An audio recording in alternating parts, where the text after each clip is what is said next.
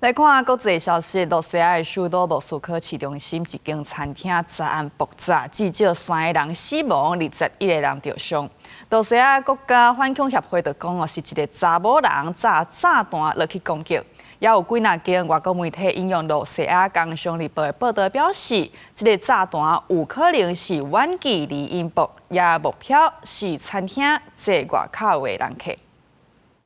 这间伫莫斯科市中心库德林斯卡亚广场的意大利餐厅，迄当阵是包场伫咧办私人活动。暗时8点左右，一个炸着玻璃的查某人想要入去餐厅，结果伫门口互保全挡来。无想到讲，这个时阵伊身躯顶的装置煞爆炸，造成这个查某人、保全甲一个餐厅的人客当场死亡，真侪人受伤。警察甲武装安全部队追加规个广场封锁，本来要伫附近办的活动全部拢取消。 就连地铁出入口也被关起来，罗西亚当局也无公布伤亡者的名，也无讲因认为的涉案人士的身份。代志发生迄当阵，伫餐厅办私人活动的人客名单也无公布。英国卫报甲半岛电视台几多间外国媒体引述罗西亚工商日报的报道，这粒炸弹有可能是远端引爆，目标是外侪围区的人客。原来这个炸弹的查某人可能唔知影身躯顶迄个是炸弹。这件发生伫咧莫斯科市中心的爆炸案，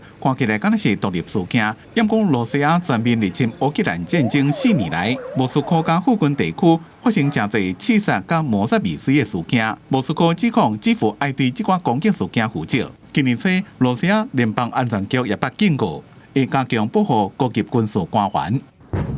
罗西亚这礼拜对基辅发动2遍大规模的攻击，而且继续对敖德萨等地发动飞弹的攻击。乌克兰方面也无咧软，3台无人机攻击巴什克尔托斯坦的3座炼油厂，并且伫乌海加一台罗西亚的货轮拍沉。另外，罗西亚占领的克里米亚电力设施也被毁害，当地民生运作规拢停来，民众就要靠地方政府发的是无来过日子。